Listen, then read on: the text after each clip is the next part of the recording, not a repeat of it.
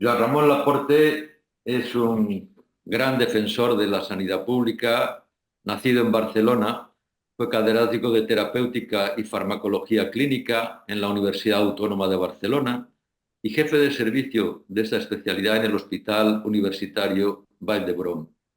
En 1982 inició la notificación de efectos adversos de medicamentos en Cataluña, lo cual fue el embrión del sistema español de farmacovigilancia.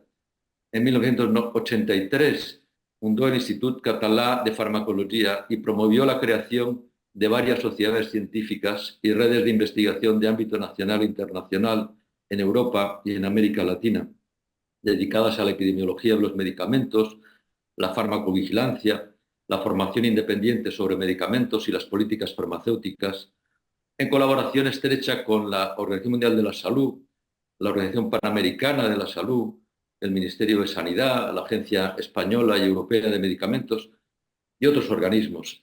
Ha publicado muchísimos trabajos, numerosos artículos científicos y valiosos estudios sobre farmacología clínica y salud pública, y ha contribuido de manera muy importante a la formación de centenares de profesionales sanitarios.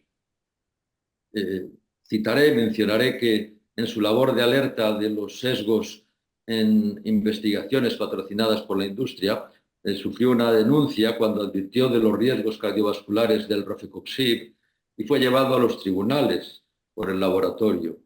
Finalmente ganó el juicio y dio un ejemplo de responsabilidad cívica y profesional.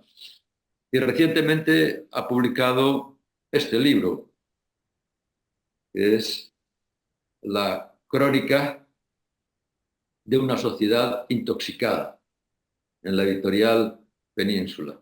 Es un libro que ya he tenido oportunidad de leer. Joan Ramón, libro magnífico, claro, riguroso, estimulante. Y yo recomiendo vivamente su lectura. Muchas gracias, Joan Ramón, por aceptar esta conversación con la revista Acceso Justo al Medicamento, estar con nosotros en este ratito, esta media hora de conversación. Y me gustaría empezar por el tema de investigación en medicamentos. Es evidente tu preocupación por el sesgo, a veces voluntario, en el análisis de los resultados de la investigación, por la adulteración de estos resultados. ¿Cuál es la dimensión del problema? ¿Cuáles son los efectos y las posibles soluciones, Joan Ramón? Bueno, buenos días, Fernando. Muchísimas gracias a la revista por la oportunidad de esta entrevista y gracias especiales porque el entrevistador sea Fernando Lamata. Ayer vi las preguntas y le mandé un esquema de respuestas que voy a intentar seguir, aunque quizás no salgamos del guión.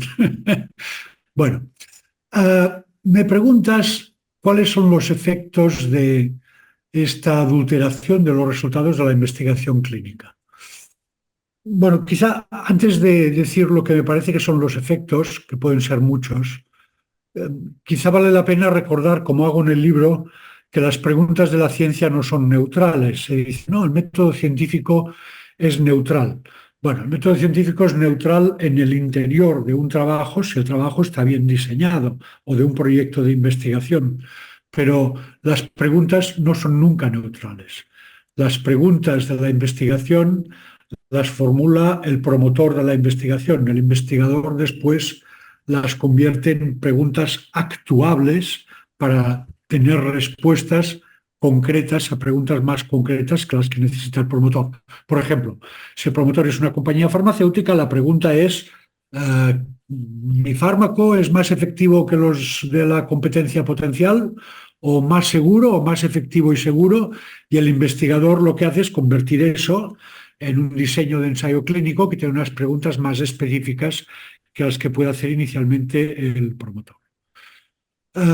De modo que, dado que el principal promotor de los ensayos clínicos en el mundo es la industria farmacéutica, pues las preguntas ya de la investigación clínica con medicamentos vienen, digamos, podríamos decir sesgadas, pero en todo caso son las formuladas por el interesado en vender medicamentos, no tanto por el interesado en curarse o en evitar una determinada enfermedad. ¿Cuáles son las consecuencias? La primera, que me parece gravísima y muy complicada y que después se trasluce en otros aspectos de otras preguntas que tú me has preparado, es que no podemos confiar en la investigación publicada. Los ensayos clínicos publicados en revistas de prestigio que hasta hace unos años considerábamos fiables no porque lo contaran todo, pero sí por lo menos porque nos decían que los ensayos eran revisados por la revisión por pares, que solo un 1, un 2 o un 3% de los trabajos presentados a tal o cual revista son finalmente aceptados y demás. Todo esto da una idea de pureza y de calidad que es falsa. Es decir, lo que se ha demostrado, empezó esto más o menos con el Vioxx, con el Rofecoxib que citabas tú antes, del que se conocían ya los riesgos cardiovasculares un año antes de su comercialización. Se conocían en 1999, pero la compañía los estuvo escondiendo, yo creo que con la colaboración de la FDA, porque se ha demostrado que la FDA también los conocía desde el mismo momento en que aprobó el fármaco. La compañía los seguía conociendo, pero los escondió. Y esto, que parecía un escándalo enorme, se ha convertido en una práctica generalizada. En el mismo periodo, entre el 2000 y el 2005, en que se supo de las irregularidades en la investigación sobre el Rofecoxib, también se supo, por cierto, sobre su fármaco competidor, que era el Celecoxib, pero también ya entonces saltó todo el fraude con la investigación con antidepresivos, o mejor llamarlos fármacos ISRS, porque no son específicamente antidepresivos, no son antagonistas de nada específico que ocurra en la depresión, pues ahí empezaron a saltar estas cuestiones. Y es curioso que hay una iniciativa en la que están Peter Gossi, uno de los editores del British Medical Journal, y, por ejemplo, Juan Erviti, de Pamplona, que intenta restaurar, se llama iniciativa RIAT, R-I-A-T, que la cuento en el libro, que intenta restaurar los ensayos clínicos de nuevos medicamentos. Y lo que hacen estos investigadores es pedir a los autores de los ensayos clínicos que les den el conjunto de los datos de todos los pacientes participantes con los datos de cada paciente. Claro, cuando se hace un ensayo clínico, se elabora un informe de estudio clínico, que lo elabora la propia compañía, que tendrá pues entre 50 páginas los más cortos y 2.000 o 3.000 o 4.000 páginas los más largos. Estos informes son dan muchos más detalles, lógicamente, que las publicaciones en revistas médicas convencionales que tienen 12 o 14 páginas, ¿no? Y de modo que en estos informes ya se puede conocer mucho. Pero lo que piden estos autores es no solo el informe clínico, sino también los datos individuales de cada paciente participante en el ensayo clínico. Y lo que han visto en la iniciativa RIAT es que la mayoría, en todos los ensayos clínicos que yo he visto que han revisado, se identifican no pequeños detalles, se identifican grandes irregularidades. Pondré el último ejemplo que he visto. Habréis oído hablar de que para los pacientes que no reducen suficientemente su colesterol con estatinas, ahora se recomiendan unos anticuerpos monoclonales, alirocumab y evolocumab. Pues bien, la iniciativa RIAT revisó el ensayo clínico sobre evolocumab, que es el que más se vende, y concluyó que, contrariamente a lo que dice el artículo publicado en el New England Journal of Medicine y el resumen del artículo publicado, los pacientes que fueron aleatorizados a evolocumab comparados con los aleatorizados a placebo tenían más muertes cardíacas y también más muertes de cualquier causa. Y esto no lo decía el ensayo publicado, lo único que decía el ensayo publicado es que el colesterol disminuía más en los tratados con el evolocumab. Claro, cuando se publican los datos de manera selectiva, cuando se manipulan, cuando se cambian códigos diagnósticos, cuando se omiten partes importantes de los resultados, estamos ante un problema gravísimo. Y como dice Richard Smith, no podemos confiar en la investigación publicada porque es selectiva, porque está manipulada y porque es fraudulenta. ¿Y esto qué implica?, me preguntabas. Para empezar, implica una crisis de la confianza en lo que se ha mal llamado medicina basada en pruebas o medicina basada en la evidencia, que pone en el castillo de la evidencia, entre comillas, o digamos del poder de convicción de las pruebas, preferiría yo, pone en la cúspide de esta pirámide a los ensayos clínicos. Se dice que los ensayos clínicos son metodológicamente más fiables que los estudios observacionales porque hay distribución aleatoria y tal. Pero en realidad, desde el momento en que un ensayo clínico es fraudulento, ya no vale nada de todo eso. De modo que se cae el castillo construido de la medicina basada en las pruebas, con todas las consecuencias que pueda tener esta conclusión. Y además, siempre, otra consecuencia es que siempre hemos juzgado los medicamentos, por lo menos los farmacólogos clínicos, sobre la base de 4 criterios, que son los que también adoptó la OMS para su calificación y sus listas de medicamentos denominados esenciales. 1, la eficacia demostrada en ensayos clínicos. 2, la seguridad evaluada en la farmacovigilancia. 3, la conveniencia o comodidad del tratamiento, es decir, menos tomas al día, vía oral en vez de vía parenteral, etc. Y 4, el coste. Los datos sobre eficacia no son fiables, son el primer pilar. Como quizá podremos hablar después, o como cuento en el libro, los datos de farmacovigilancia tampoco son fiables por la falta de transparencia y por la falta de investigación, de modo que los pilares de la evaluación de medicamentos, tal como los habíamos entendido en los últimos 50 o 60 años, entran claramente en crisis. Y después otras consecuencias que si quieres podemos hablar, pero me gustaría no alargarme demasiado o demasiado más, sería la primera, que el desarrollo clínico de los medicamentos, yo creo que el básico también, está en manos de las compañías. Esto ya lo sabíamos, pero lo que me ha parecido muy claro y me ha quedado más claro todavía al revisar materiales para escribir el libro es que no es posible comprobar los resultados detallados sobre la mayoría de los fármacos y de otras intervenciones terapéuticas porque son datos, los resultados de paciente por paciente, son datos que quedan en poder de las compañías. Que en Europa, perdón, que en Europa la Agencia del Medicamento ni tan solo examina, la Agencia Europea del Medicamento da por buenos los datos tal como se los presenta la compañía, y que la FDA examina, pero muy a menudo no hace publicidad de lo que encuentra cuando lo examina, tal como cuento con varios ejemplos en el libro.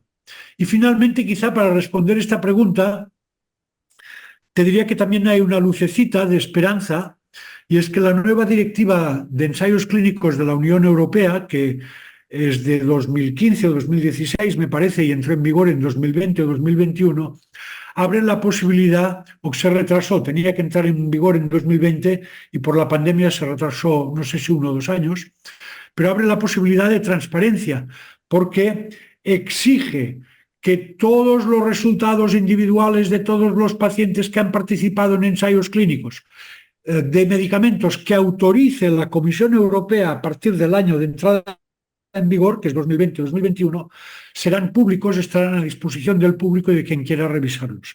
Esto es un avance, pero es un avance que ya sentencia que todo lo que se ha aprobado antes de 2021 no lo vamos a conocer, que son los fármacos que estamos usando en la actualidad. De manera que es una victoria, pero es una pequeña victoria en un mar de falta de transparencia, de opacidad y yo diría también, en términos más generales, de negación de la ciencia, porque el método científico que exige, bueno, que tiene que presentar datos que sean reproducibles con un nuevo experimento, claro, la primera condición que exige es la transparencia. Desde el momento que no hay transparencia, es difícil poder hablar de que esto es realmente ciencia, ¿no? Perdona que sea tan largo, si quieres puedo procurar hacer preguntas más cortas, pero bueno, esto es lo que tenía previsto para tu primera pregunta, Fernando.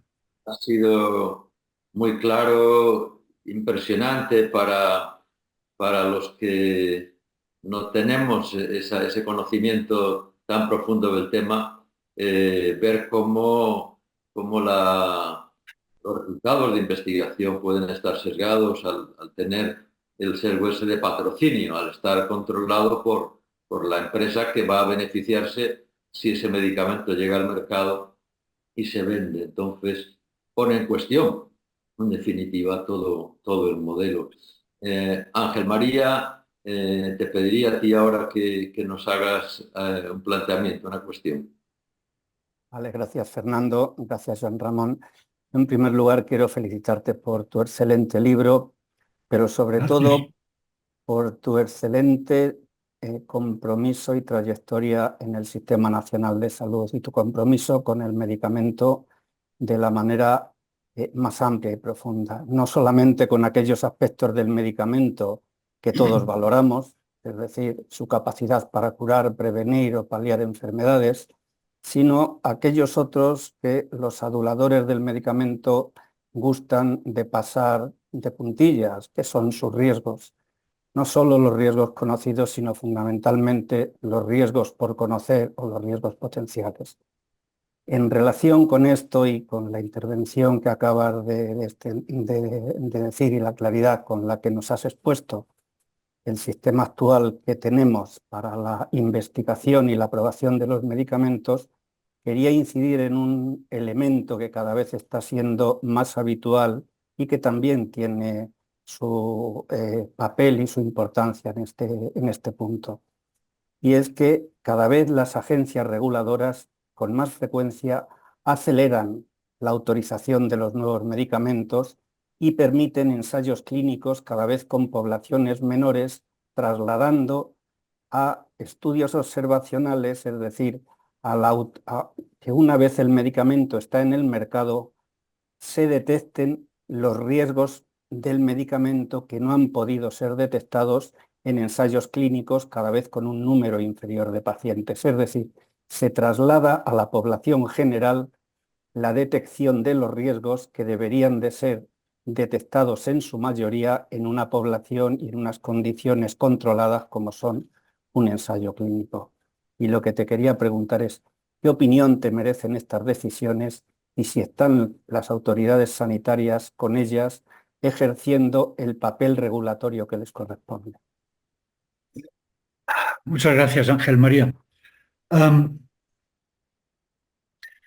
Bueno, en el libro cuento cómo hay un capítulo dedicado a regulación, que es para los corredores de fondo y los que están más metidos en el mundo del medicamento, pero que me parece que, por lo que me han dicho, cualquier persona que no esté metida en este mundo entiende perfectamente. Primero, hay que entender que los principales reguladores de medicamentos en el mundo son financiados por el propio regulado, es decir, por mecanismos que cuento en el libro, que son básicamente, bueno, que empezaron, lo puedo contar con un poco más de detalle.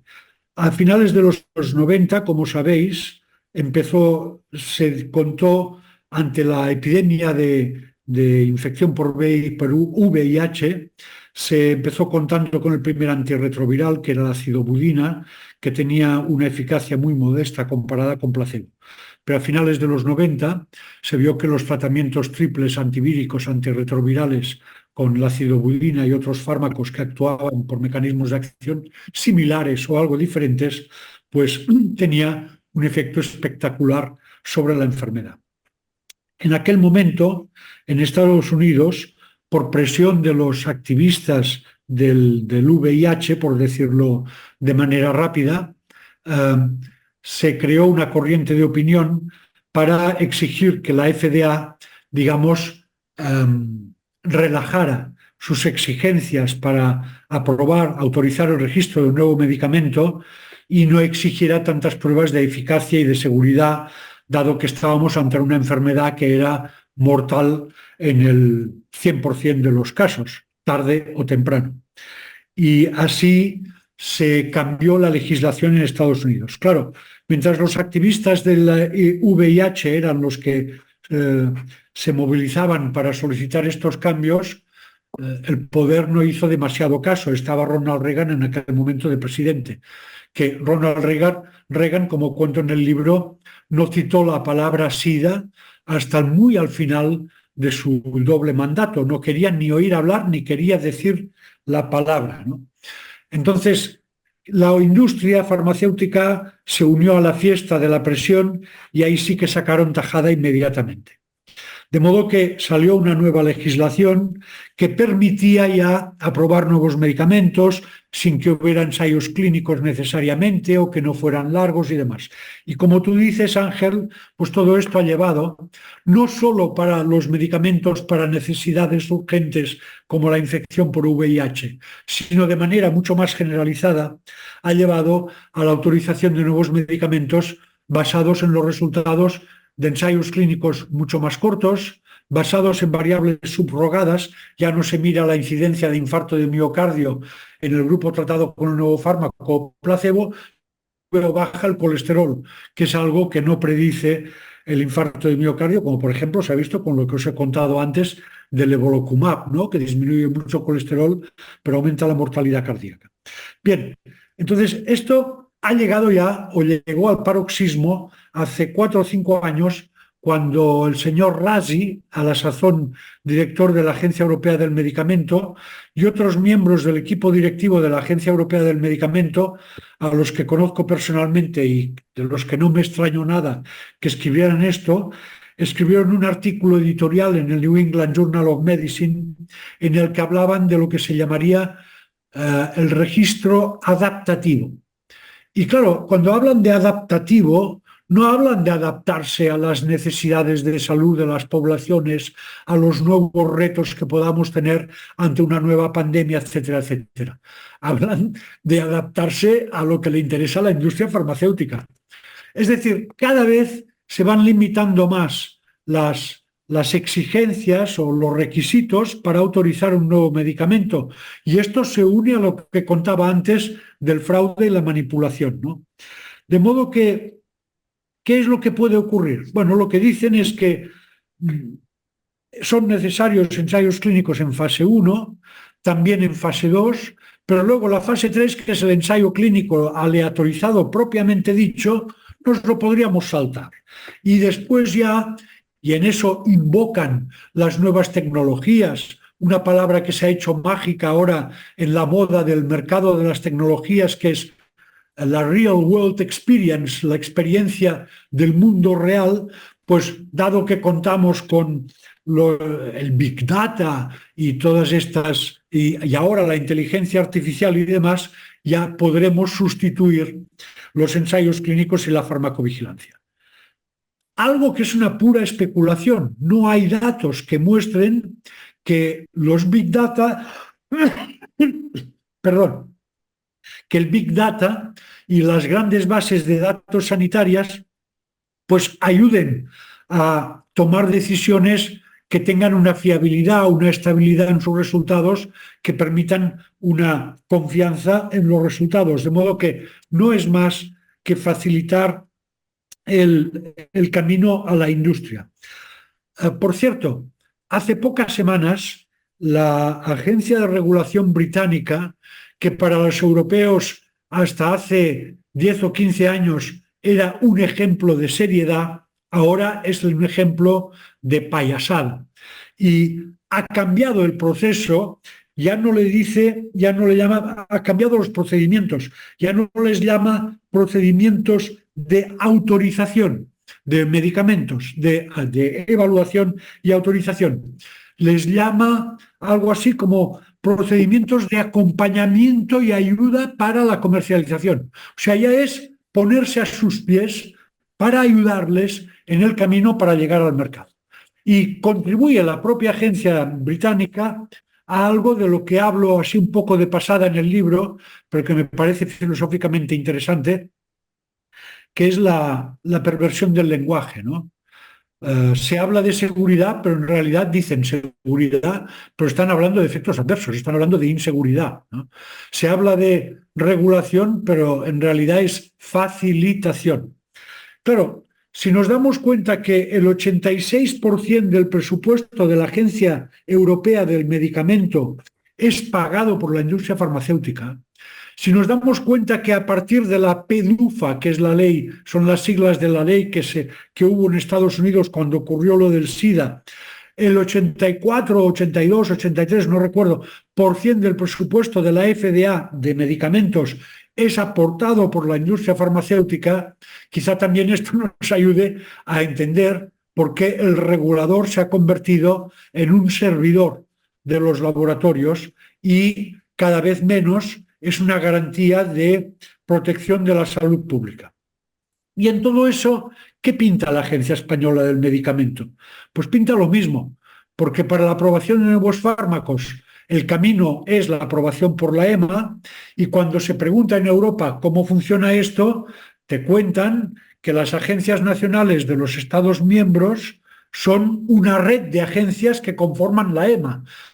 La EMA tiene una sede en Holanda, en Países Bajos, perdón, pero además tiene unos centros de trabajo que son las agencias nacionales, que son las que se distribuyen la evaluación de las solicitudes de autorización que presentan los laboratorios. De manera que la agencia española ingresa dinero por el hecho de por evaluar medicamentos para la EMA, si se ofrece a evaluarlos como hace en un determinado periodo. La agencia española evaluaba un número muy importante de solicitudes de nueva autorización. Ahora no sé cómo está la aportación de la agencia, pero en todo caso, este 86% del presupuesto de la EMA también va a las agencias nacionales, y por tanto son todos los reguladores que tienen una relación demasiado promiscua con la industria. Muchas gracias, Joan Ramón. Has citado en tu respuesta tremendamente preocupante por el contenido. Has citado, claro, los efectos adversos de medicamentos. Estamos hablando de investigación, hemos visto las fallas que hay en ese proceso, regulación y autorización, vemos también ahí una serie de fallas, y puede haber entonces algún efecto negativo, algún efecto adverso indeseable. Esto nos lleva a un tema que tú has dedicado mucha atención y mucho trabajo, que es la farmacovigilancia, el ver qué puede pasar con efectos negativos, efectos no deseados, efectos adversos de los medicamentos, y en definitiva lleva al título de tu libro de una sociedad intoxicada, ¿no? Estamos hablando de un consumo de medicamentos que puede hacer daño, que puede intoxicar, que puede hacer daño. ¿Cuál es la capacidad que tenemos de farmacovigilancia? ¿Cuál es la capacidad y cuál sería el mecanismo adecuado para controlar y cuál es la dimensión de esa intoxicación que tú señalas en el título de tu obra? Bueno, gracias, Fernando. Yo creo que aquí hay por lo menos dos preguntas. Una, ¿cómo funciona la farmacovigilancia? Y otra, después podemos hablar, si quieres, del impacto de los efectos adversos de los medicamentos. En cuanto a la farmacovigilancia, desde 2010 o 2011 está en vigor una nueva legislación, que claro, ya no es nueva, tiene 14 años, europea de farmacovigilancia. Pero es curioso que desde que se promulgó la nueva directiva de farmacovigilancia y que entró en vigor en 2010 o 2011, me parece que se han retirado 2 medicamentos del mercado en 14 años. Hasta entonces, desde la creación de la EMA en 1995 hasta 2010, se había retirado una media de 3, 4 y de 5 medicamentos al año por razones de seguridad. Esto ya te da algo, es que salen medicamentos más seguros que antes, que raro, ¿no? Es algo que realmente llama la atención. ¿Y por qué? Bueno, yo he tenido muchos años de lucha en la EMA y en otros organismos europeos sobre esta cuestión. Y el hecho es que la Directiva Europea de Farmacovigilancia deja muy claro que la farmacovigilancia tiene dos patas, se basa en dos tipos de actividad. Uno, la notificación de efectos adversos a los sistemas nacionales de farmacovigilancia, que son efectos que cada agencia nacional tramita, vehiculiza hacia la base de datos única europea llamada EudraVigilance. Claro, con la base EudraVigilance, que reúne notificaciones de los países de la Unión más el espacio económico europeo, también participa Noruega, Suiza, etcétera, pues tenemos una experiencia procedente de 500 millones de habitantes o algo más, y esto se presentaba como una potencia enorme de la farmacovigilancia. El hecho es que con la creación de EudraVigilance y de este sistema de farmacovigilancia, las agencias nacionales prácticamente no hacen nada de esto, excepto vigilar el funcionamiento de sus centros y demás. Después volveré sobre eso. Y, por ejemplo, me contaba el otro día una usuaria, una consumidora familiar de un paciente afectado por un medicamento, que murió supuestamente por un medicamento, que se había puesto en contacto con la Agencia Española del Medicamento, y cuando les preguntó, ¿pero qué hacen con mi notificación?, le contestaron, tramitarla, vehiculizarla hacia la base de datos EudraVigilance. Ahora imaginaos, no sé, que está alguien en los Países Bajos, en la sede de la EMA, con una base de datos que recibe notificaciones de Castilla-La Mancha, de Rumanía, de Cracovia, de Sicilia, de Estocolmo. Yo creo que es bastante fácil entender que el significado de cada una de estas reacciones adversas va a depender de cómo haya evolucionado el consumo de este medicamento, sobre todo si se trata de un medicamento nuevo, que son los de mayor interés naturalmente para la farmacovigilancia, porque son los más desconocidos. Pues es muy difícil de interpretar. Bueno, una notificación se puede interpretar, pero cuando empieza una lluvia de algún tipo de notificaciones, es muy difícil interpretar igualmente la que te viene de Estocolmo que la que te viene de Logroño, ¿no? Porque los sistemas sanitarios son diferentes, porque la cultura médica tiene variaciones, porque las prioridades de cada uno de los sistemas sanitarios cambian, y esto se refleja en la actividad de los profesionales, como cuento también con algunos ejemplos en el libro. La existencia de EudraVigilance, además, ha llevado al desmantelamiento en algunos países o al debilitamiento de los centros regionales de farmacovigilancia. El modelo de la farmacovigilancia con centros regionales, o en España por comunidades autónomas, que comenzó en Francia, tenía por objeto aproximar la farmacovigilancia al prescriptor. Yo creo que una cosa central en la pregunta que tú me haces es: los efectos adversos ocurren en el sistema sanitario, ocurren en los hospitales, ocurren en los domicilios, en la calle, pero van a parar a los centros de salud, y es ahí donde son eventualmente, cuando el médico los reconoce como tales, diagnosticados y tratados pues con la retirada del medicamento, añadiendo otro medicamento, etc. En cambio, y esta es una sensación que he tenido durante años en Cataluña, quiero decir con el CatSalut, o en España, quiero decir con el Ministerio primero y con la Agencia del Medicamento después, o en Europa, quiero decir con la Agencia del Medicamento, parece, cuando hablan los responsables, como si las reacciones adversas ocurrieran en los despachos de la EMA. Pero ellos no tienen ni idea de lo que ha pasado, no han visto al paciente. Por ejemplo, cuando un médico notifica cosas tan aparentemente banales como vómitos por un medicamento, oye, normalmente Si lo notifica es porque el paciente no ha parado de vomitar y quizá ha habido que ingresarlo por estos vómitos. No es solo un vómito.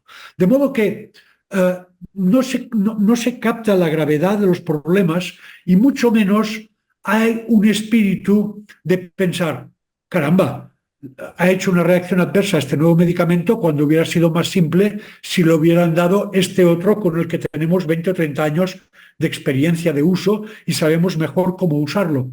Porque esta no es la función de las agencias del medicamento. Las agencias del medicamento fueron creadas separadas de los sistemas sanitarios.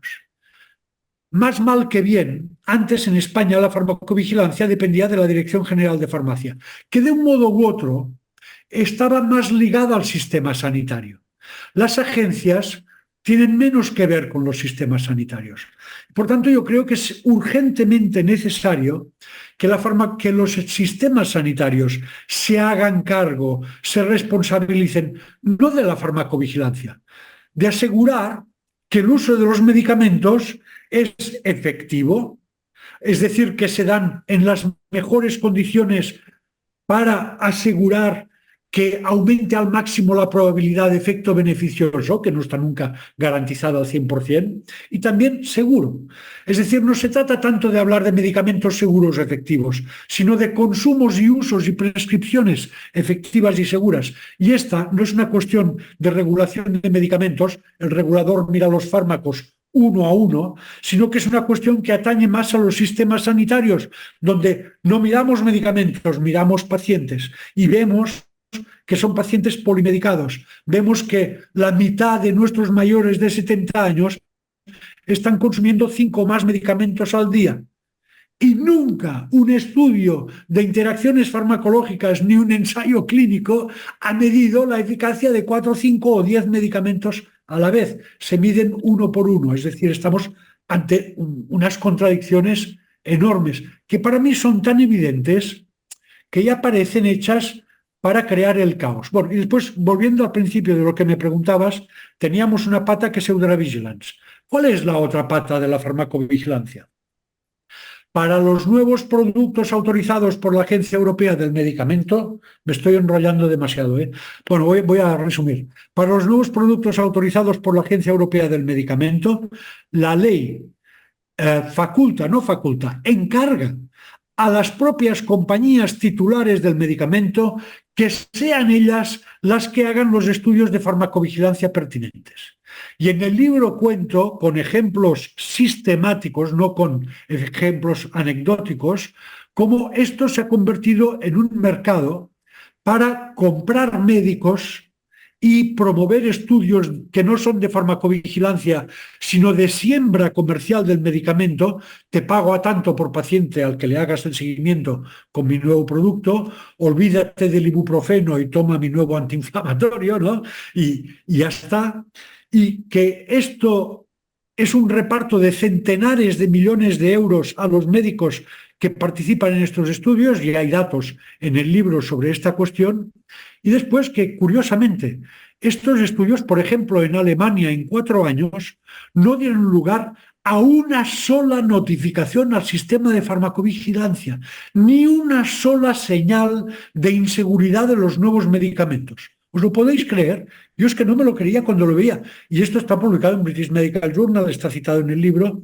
Por cierto, en el libro las cosas que son, digamos, más contra la opinión mayoritaria están, digamos, con más apoyo bibliográfico para que los lectores interesados puedan consultar las fuentes en las que me baso para decir estas cuestiones.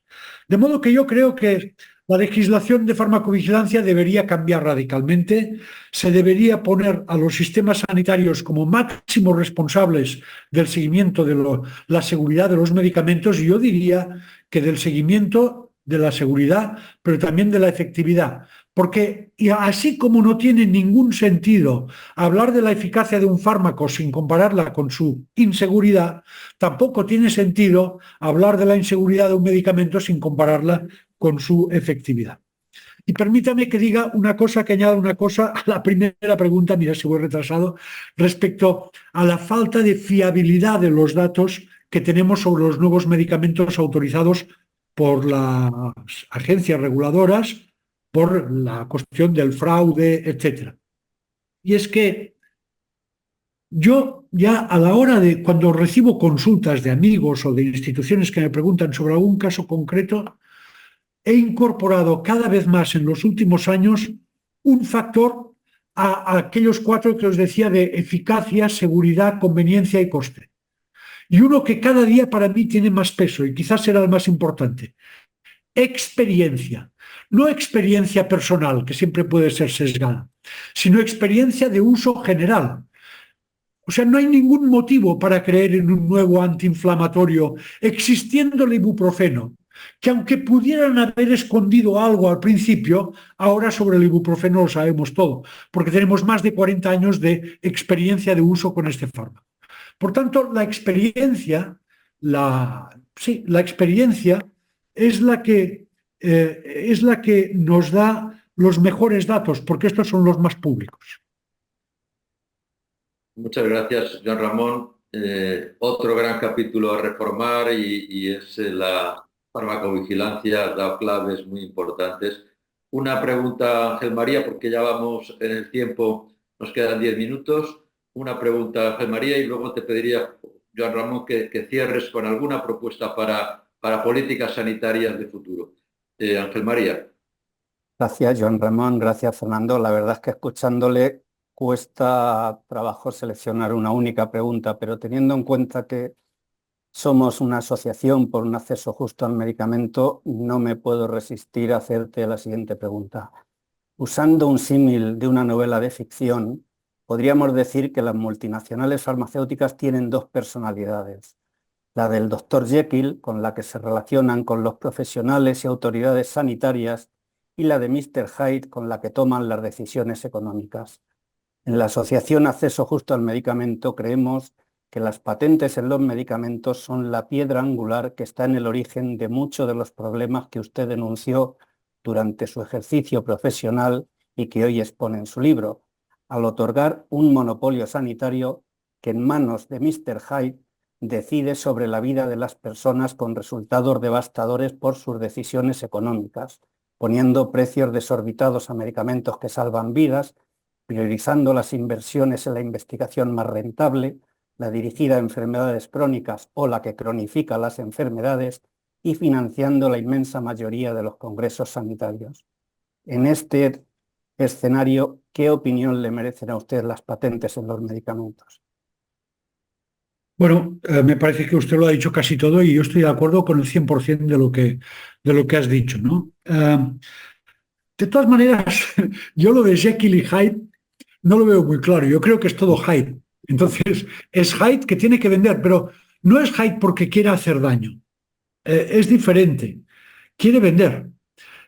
Como cuento en el libro, bueno, ya lo sabemos todos, el CEO o el director o el que sea ejecutivo de una compañía le rinde cuentas a anual de accionistas. No le rinde cuentas al OMS, ni a los ministros de Sanidad o las ministras de Sanidad, ni a las comunidades autónomas, ni a los pacientes. Ellos lo que quieren es vender, vender cuanto más mejor y al precio más alto posible. Esta es la filosofía. Pero desde que se creó la Organización Mundial del Comercio y desde que las patentes y los derechos comerciales han pasado por delante de los pacientes y las patentes por delante de los pacientes y los derechos de comercio por delante de los derechos humanos, pues yo creo que ha habido una aceleración y creo que deben guardar relación, ¿no? Una aceleración de la agresividad de la industria. Y esta agresividad de la industria se manifiesta en todos los niveles. En el libro cuento, el primero es el legislador. En el libro cuento como en Estados Unidos la mitad de los miembros del Congreso y del Senado tienen acciones de Pfizer, que les ha regalado la Pfizer. Porque en Estados Unidos, desde tiempos de Ronald Reagan, la corrupción está legalizada. Solo hay que declarar lo que te dan. Y aún ahora hay un senador, Bob Fernández, o Bob, algo, un nombre hispánico, que está en juicio porque además lo escondió lo que le daban. Pero en fin, bueno, por cierto, dejadme un paréntesis, ya sé que tenemos poco tiempo. En el juicio en el que está ahora Donald Trump, sobre cómo taparon la boca a la actriz porno con la que parece haber tenido una relación y él le pagó un dinero para que se callara, y esto ha salido a la luz. No sé si os acordáis que en 2017 se hizo público, y os puedo mandar los documentos que lo cuentan, que quien pagó a la actriz para que se callara no fue Trump, sino que ni su abogado, aunque su abogado intervino, fue Novartis. Y el director de Novartis en Estados Unidos dimitió poco después de que se supiera este escándalo. Es decir, resulta que el mismo abogado de Trump era el abogado de Novartis. Mira qué casualidad. Y entonces este abogado tenía una empresa tapadera con la que, el dinero lo puso Novartis para que se lo hicieran pasar a esta actriz. O sea, para que veáis el nivel de corrupción ya en el poder político y en el legislador. Y cuando hablo de Estados Unidos, lo digo por dos motivos. Primero, porque las legislaciones en Estados Unidos de estas cuestiones, tarde o temprano, acaban difundiéndose, a veces por suerte diluidas, al resto del mundo, y también porque es curioso que en Estados Unidos se sabe de tantos casos de corrupción y en otros países no sabemos absolutamente nada, como si aquí no hubiera este tipo de corrupción, y yo creo que la debe haber igualmente, ¿no? Entonces, la exclusividad y las patentes ha aumentado mucho la agresividad sobre legisladores, sobre reguladores. Ellos crearon las normas del Consejo Internacional de Armonización de Requerimientos para la aprobación de productos farmacéuticos. Son creados por la industria farmacéutica estos criterios, y después de influencia, como cuento en el libro, sobre el sistema sanitario. Pero yo quisiera hacer un pequeño comentario sobre eso. En varios capítulos del libro pensé mucho en la Asociación del Acceso Justo al Medicamento, que ya sabéis que admiro por todo lo que hace. Pero también quizá notaréis algún matiz por el que vengo a decir, bueno, es un escándalo que quieran cobrar 400.000 euros por paciente para este medicamento o más en los precios que quieren cobrar. Pero a veces también debemos ser conscientes de que son medicamentos que no sabemos seguro si necesitamos. Es decir, que una actitud, digamos, para abordar esta situación, intentar introducir alguna mejora, debería ser poner al sistema sanitario como un sistema que es autónomo para investigar. Es decir, que además de negociar precios, debe ser capaz de comprobar la eficacia que nos dicen que tienen estos productos, pero que no está muy bien comprobada por los motivos que hemos visto al principio, que sea capaz de comprobarla y que sea capaz de comprobarla de una manera orientada al paciente. Ahora no tenemos tiempo para entrar en detalles, pero yo ya tuve oportunidad de introducir alguna de estas ideas al final de mi vida profesional aquí en Cataluña. Muchas gracias, señor Ramón. No sé si nos va a quedar tiempo en la grabación, pero por si acaso te pediría una última reflexión sobre 2 o 3 ideas o políticas farmacéuticas de recomendación a nuestro Ministerio de Sanidad y a nuestro país. Sí, intentaré ser muy breve. Yo, al no estar en activo, he procurado proponer algunas cuestiones que deberían ser objeto de debate y articulación, y probablemente alguna no sea muy adecuada o alguna no sea la más importante. Pero son 5, las diré rápidamente. La primera, seleccionar los medicamentos que puede financiar el Sistema Nacional de Salud con mayor rigor, y además implicar al Sistema Nacional de Salud en la investigación para comprobar la efectividad y la seguridad de cada nuevo medicamento. Esto concierne a los medicamentos de atención primaria, pero de manera también y de manera muy particular a los de especialidad de enfermedades minoritarias, oncología, autoinmunitarias, VIH, esclerosis múltiple, etcétera, que son los que ahora están tensionando los costes de farmacia. Segundo, los sistemas sanitarios, me parece evidente, deberían contar con sistemas de información de los medicamentos que sean independientes de la industria farmacéutica. La ficha técnica no es el sistema de información más adecuado, porque la ficha técnica no compara los diversos medicamentos, los diferentes medicamentos que pueden ser alternativos para un mismo paciente. Tercero, la formación continuada no puede estar en manos de la industria farmacéutica y esto me parece que es una urgencia evidente. Cuarto, yo creo que el sistema sanitario debería entrar en el diálogo constructivo con los profesionales sobre estas cuestiones, que es un diálogo no solo sobre el medicamento que eliges, que sea genérico o de marca, o que sea el omeprazol y no el omeprazol, etcétera, etcétera, sino que puede incluir también nuevas formas de contratación laboral de los médicos que aseguren la falta de relaciones monetarias con la industria farmacéutica, pero que también garanticen la formación continuada, que den incentivos salariales para las cuestiones, para reducir la polimedicación, para la prescripción prudente, etcétera. Y el último, gestionar los conflictos de intereses a todos los niveles de la cadena del medicamento y en todos los niveles del sistema sanitario, comenzando por los líderes de opinión, pero siguiendo con los gestores y con el conjunto de todos los médicos prescriptores. Aquí me paro para resumir. Pues un programa muy estimulante, desde luego, y ojalá que lleguen estas propuestas a los que pueden hoy día tomar esas decisiones en el gobierno de España, de la Unión Europea. Ha sido un placer, Joan Ramón, ha sido un lujo y seguiríamos hablando horas y horas. Espero que lo podamos hacer en otras ocasiones, pero nos has dejado unas reflexiones muy impactantes en todos los aspectos que has tratado y que espero que a todos nos motiven a intentar transformar esta situación en beneficio de los derechos de las personas, de los pacientes. Ángel María, ¿quieres señalar algo y luego cierra Joan Ramón? Yo nada más que lo que has dicho tú, agradecerte la claridad, la sinceridad y la honestidad con la que has abordado las cuestiones que te hemos planteado, porque creo que solamente abordándolas de esa manera será posible conocer la profundidad de la situación y poder tomar